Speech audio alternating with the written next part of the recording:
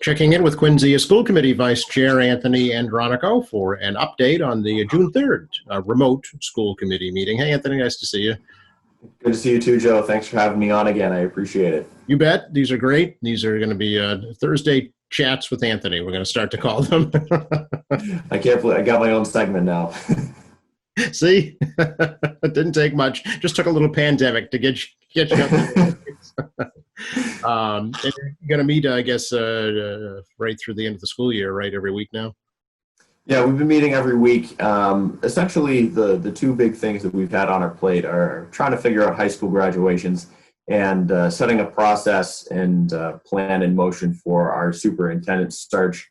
And really, this past week, it seems like we're in a place where after our meeting next week, we'll be able to adjust to bi-weekly meetings once every 2 weeks as opposed to every week, because those are pretty much in a place where they don't necessitate weekly meetings anymore. And I actually had an update about the high school graduations to share with folks. I know everyone's been asking about them, so I was hoping maybe to jump into that, Joe. Yep, it's let's not bury the lead, as they say in the news. Right. Yeah. So I'll get right into it. I know Deputy Superintendent Mulvey and our Director of Natural Resources, Mr. Murphy, have been working behind the scenes, and the whole team to get this situated and figure out how we can have an in-person graduation, yet socially distant for folks. And so, without further ado, on July 24th, Friday at 6 p.m., North Quincy High School will have their graduation. Everyone will get 2 tickets that will need to be pre-registered ahead of time for students to bring family members or people that they'd like to see them graduate. And we're going to hold them to 2 tickets apiece. We'll be very strict about that. Quincy High School will have their graduation the following day, and it will actually be 2 graduations. So the first half will be at 10 a.m. for students, half of the students sorted alphabetically, and the other half of students alphabetically will have theirs at 4 p.m.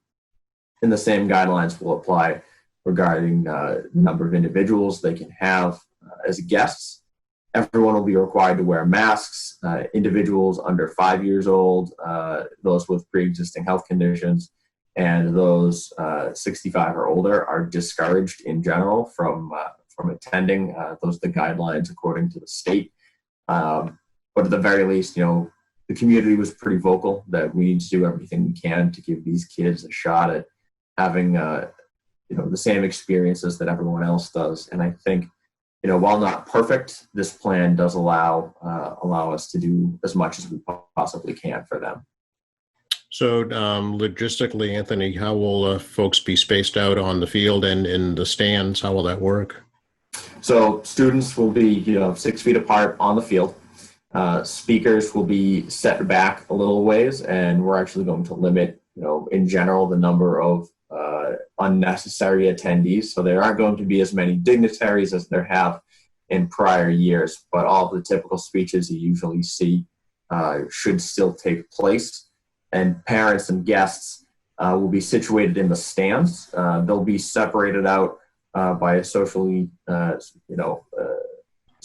distant distance, I guess. According to the guidelines, individuals from the same household will be able to sit together, but there will be enough space on either side or on the sides of the end zone to add bleachers and space this out so that everyone will have their space to be able to properly congratulate their graduate. Okay, and how will you be handling the distribution of diplomas? So my understanding is that we're still going to hand those out. So that's my understanding as of this moment. That plan can definitely change. And I know we still need to survey students to find out, are you planning to attend in the first place? If so, who are the 2 guests that you'll be bringing? Because we need to know that ahead of time too, in case anything occurs where you need to do tracing or something like that.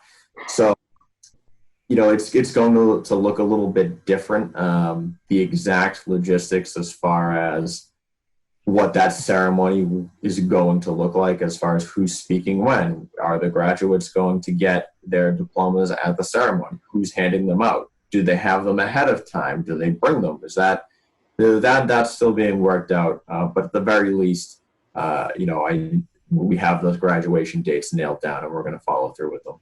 Okay. And what about the cap and gown situation? How's that going to be handled? Yep. So they should also get their cap and gowns so they can wear them at the ceremonies as well. And also, I'd be remiss to mention that there are rain dates as well. So typically, if it rains during graduation, you can move inside to a gym. That is not an option for us here. So the dates in front of me, just want to double check.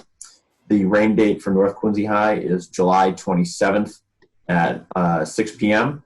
And the rain date for the 10 a.m. ceremony for Quincy High is July 28th at 6 p.m.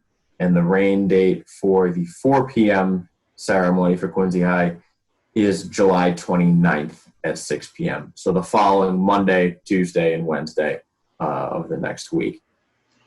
Okay. And do you know, is the band going to be performing during this, Anthony? Do you know? Have they talked about that? That was not brought up at the meeting, and honestly, I'm not entirely certain if they'll be able to, given the guidelines and needing to restrict overall the number of individuals that are there. Right. Something I'll absolutely bring up with the team as we move forward. I know parents are going to want to know too, because the band has always been a big part of graduation celebrations. They always do. The band and the choir as well. Sure. Yeah. Right. How about masks? Will they have to bring their own, or will those be provided? Typically, the understanding is that you need to bring your own. At this point in time, I know essentially everyone has made a mask or has some covering that they've used, whether it's a bandana. I've even seen people cutting out new socks and using those, the elastics on either side. So that's my understanding, but I would not be surprised if we had, some backups just in case, because, sometimes people forget. That's totally understandable. Sure. And of course, is the cap toss going to be allowed, Anthony? That is something that I had not thought about, but considering individuals are going to be 6 feet apart, there's going to be ample space. I think as long as you try not to throw it to the moon, you'll be able to throw it, a little lightly so that it falls and you know which one is actually yours, or something to that effect. Sure. Okay, very good. So we have a plan, a tentative plan, actually. We do. It's nice to actually have a tentative plan. I feel like I've been giving you an update, and every week it's next week we'll get to it and figure it out. But we were close, and then the state gave us new guidelines, so we had to adjust. Right. Yeah. Essentially the same thing, only later in the summer. Right. Right. Okay. Very good. If folks want to, you have questions about this plan or want to comment on it, should they reach out to you or the superintendent? Yeah. We're always available. Anyone on the school committee, you can reach out to me at Anthony Andronico at QuincyPublicSchools.com. So we're available. You can always reach out to the central office as well. You can reach Deputy Superintendent Mulvey, soon to be interim Superintendent Mulvey, at his email address, or really anyone on the team is happy to talk with you about it or just work through your questions. Okay. And how will they get the tickets, and when will those be available? Yep.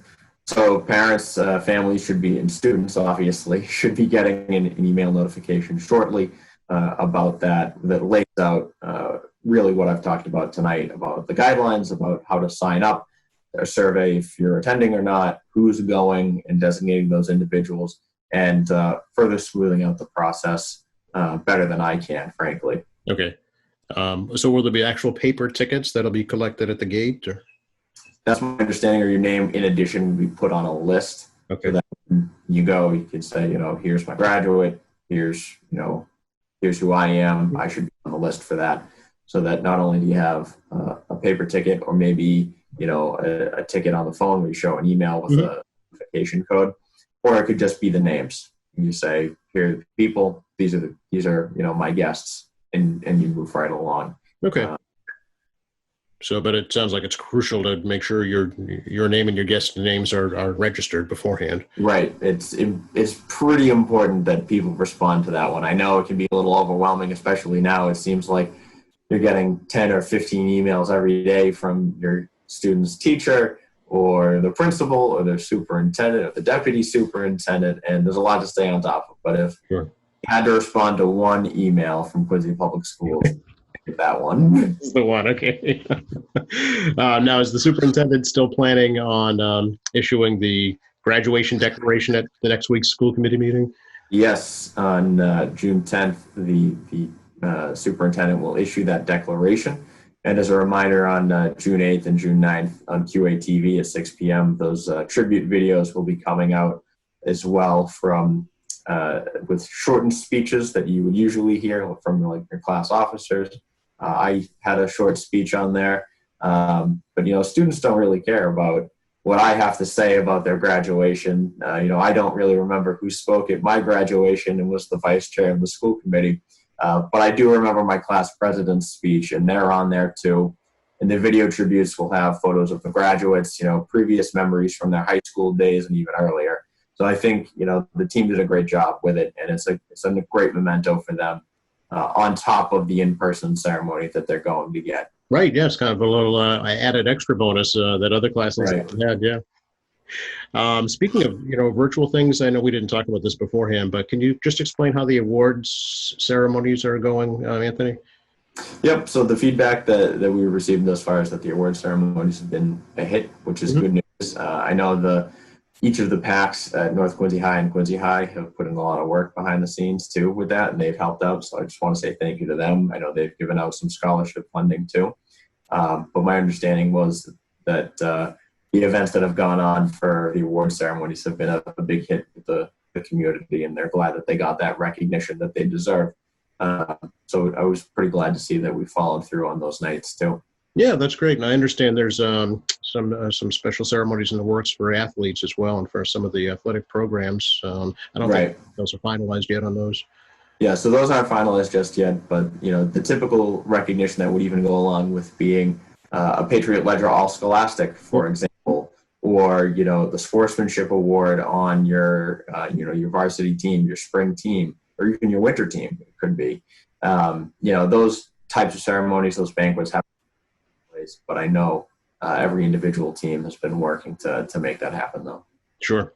Let's move on to summer school, if you will, which is going to stay online, right? Right. Yeah. So summer school is it's not exactly what it is, but our remote summer programs have been rolled out. Parents received a notification if their family, their child is eligible for those programs. And actually, to date, we've had 1,900 families sign up for this, which is actually a little above where we usually see summer programming in general. But we have programs for elementary school students, middle school students, high school students, ELL students, special education. We even have programs for our teachers to get up to date on synchronous learning. That might help us out in the fall as we transition back to school. So we have programs really for every group of students within Quincy Public Schools. And it's been pretty nice to see how many folks have already signed up for it. So I'm looking forward to it in general. I know there's SAT prep for 9th and 10th grade students. There's a transitioning to high school program for 8th graders moving on. And it's a pretty wide range of what we have. And I also want to make sure to mention that the mayor invested enough so that we were able to waive fees associated with these programs. So people, especially now during such strange and difficult times, don't have to worry about where they are going to come up with the money for actually attending these programs. It's something they shouldn't have to worry about right now. I think that's great. And for students and parents who feel their students may have been falling behind just because of, the pandemic, here's a great way to maybe do a little catch up. Right. It is a good way to sort of continue that learning and make sure heading into the next year that your student is in the best position to succeed.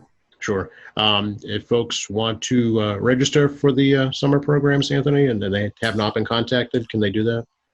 I would contact the central office about Okay. that. I would specifically reach out to the central office just to double check, if maybe you didn't see the email or you're just wondering if you're eligible or not. They would have better information because there's a wide range of the programs. So there's not sort of a one size fits all to if you're out for this program or that program. But I do know email notifications were sent out regarding these programs as well. Okay, very good. Moving on now to the fall. Yeah. That was a quick summer, right? Just blew right. I hope we can. So I know, summer program guidelines were released this past week by the Department of Elementary and Secondary Education and Commissioner Riley. And my understanding is Commissioner Riley is still finalizing the details on what those guidelines are going to look like for reopening schools in September. What are the cleaning procedures going to be? Are we going to have to designate hallways as being one way, depending on how wide they are? Will we need to have staggered schedules where half of students are in one day, the other half the next, or even within the same day? So we're still waiting on those guidelines, but it looks like next week, at our next meeting, we might have that on the agenda to discuss. It will honestly depend on whether or not those guidelines are given to us 48 hours ahead of time when the schedule comes out or not. But that's something that we've already started fielding a ton of questions from parents, teachers, our principals, our SLT. Everyone has questions about it. I have plenty of questions about what it will look like. But will it even be September? Will it be October? Will it be November? We don't know. Right. Or is there going to need to be a contingency plan where maybe there's a spike and initially you roll out, but then you have to pull back and you have to go back to remote. Right. Another question I've heard is, are parents going to be given the option to not send their student if they want? So Great question. What does it have to look like? So it's very complicated. And transportation, what a school bus is, what are those going to look like? Yeah. Right. I think regardless of the plan that any school district points out or puts out, it's not going to be perfect.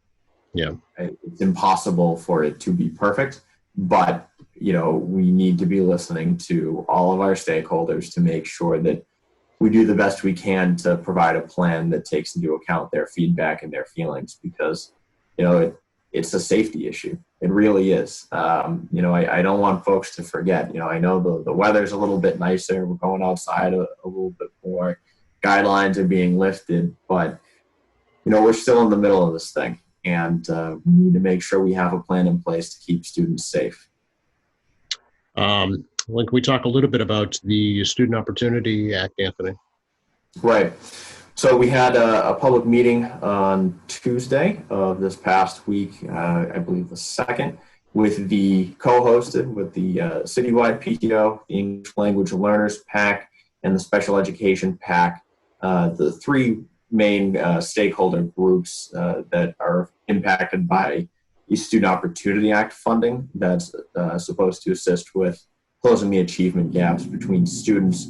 So those plans have been rolled out. We got the feedback from those groups, and essentially there were a lot of questions about it, but there was not anything that was a part of the plan or missing from the plan that needed to be accounted for. So we're going to move ahead with the plan that we've drafted. Quincy Public Schools leadership team has drafted.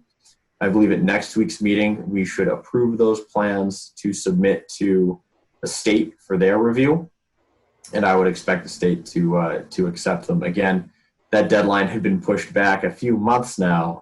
So the deadline to submit those plans is now June 19th. And whether or not the funding is actually going to come through from the state for these programs is TBD. But at the very least, the mayor has pledged his support to at least fund part of the plan, and our budget does reflect that. We've added positions for social and emotional learning. We've added positions for special education, for English language learners, additional guidance staff. And I don't mean to make it sound like we're adding tons and tons of positions, because we're not. We're working essentially with $700,000, part of which was saved from teacher retirements heading into next year. And, really we're looking at a relatively level budget, an overall increase of, I believe, under 1% from last year. And nearly all of that is from contractual step increases that were required to adjust. So in addition, we did approve the budget from the subcommittee, and now it'll be before the whole school committee at our next meeting. So parents, if you have any feedback you'd like to give, there's still time to give that between now and our meeting on the 10th regarding the budget.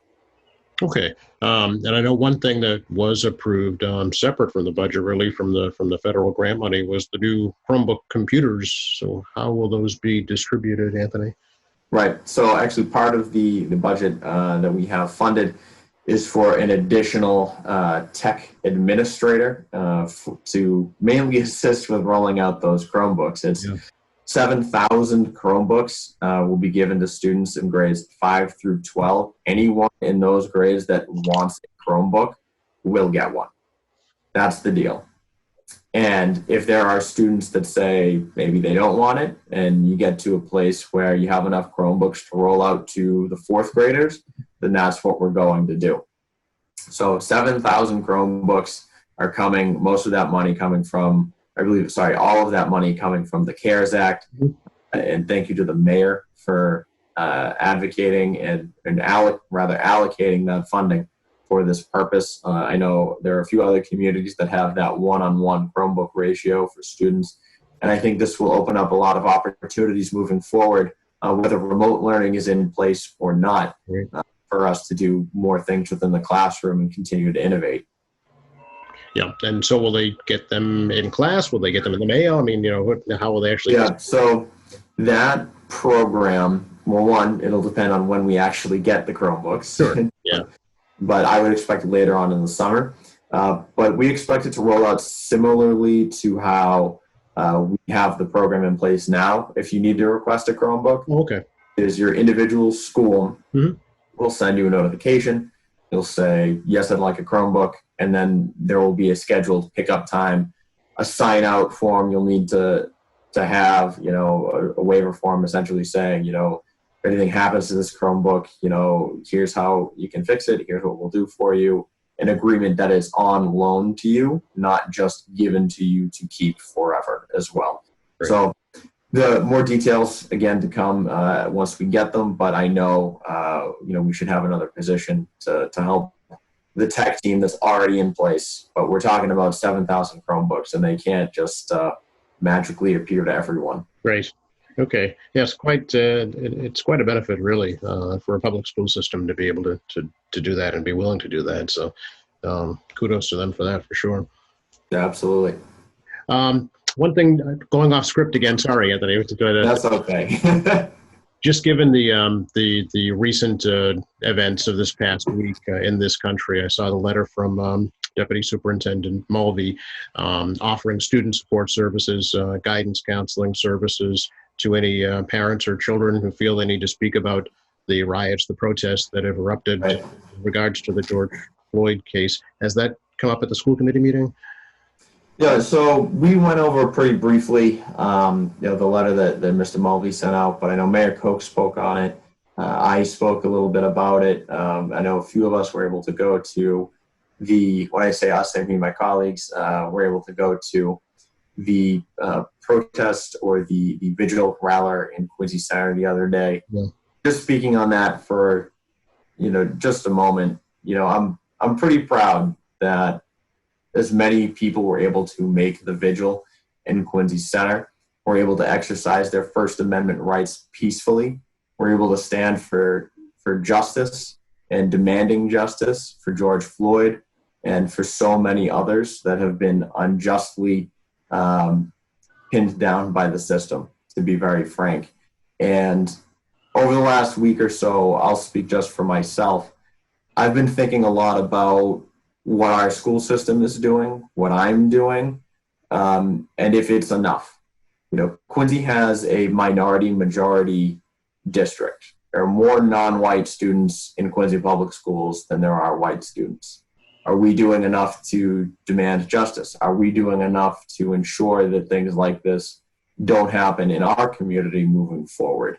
So that's something that I've personally been thinking about for not just the last week. And so in general, I think a couple things Quincy can do moving forward. We can take or continue to look pretty hard at our hiring practices and procedures to make sure we're doing everything we can to hire a teacher staff that reflects the diversity that we have within our schools. One thing that was brought up with our vocal survey this past fall was it was clear we needed to work on even the books that we have in our libraries. Not enough students said that when they read a book that they see characters that look like them. And that's a problem. That's something that we need to fix. And it's not something that takes a ton of effort to do. And another thing we can do is provide more supports for social and emotional learning so that we can continue to talk about these things so students can deal with their feelings appropriately, and that you're not only fostering those conversations, but you're fostering the base for us to take action and do what's right. So the things I just mentioned, it doesn't fully encapsulate everything we can do. It doesn't fully encapsulate entirely how I feel, but I just want folks at home to know that this is supposed to be a conversation. This is supposed to be the start of action. And if you have an experience that you need to share or you want to share with me, with any of my colleagues, about how we can do better, tell us. Please, please tell us, because we need to be the change that we want to see.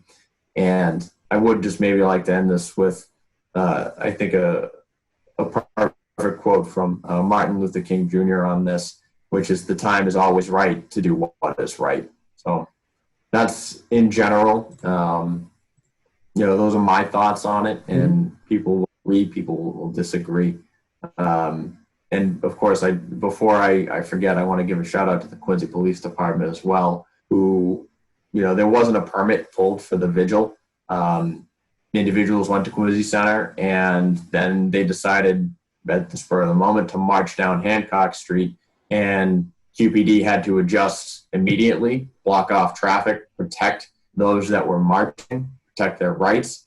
And not only that, but when individuals that attended the vigil took a knee, QPD took a knee with them, and then they rode alongside them as they marched.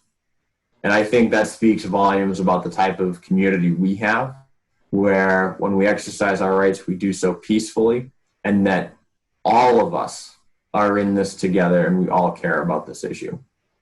Well, and speaking about your hiring practices, you have a perfect opportunity right now in your search for a superintendent for the system.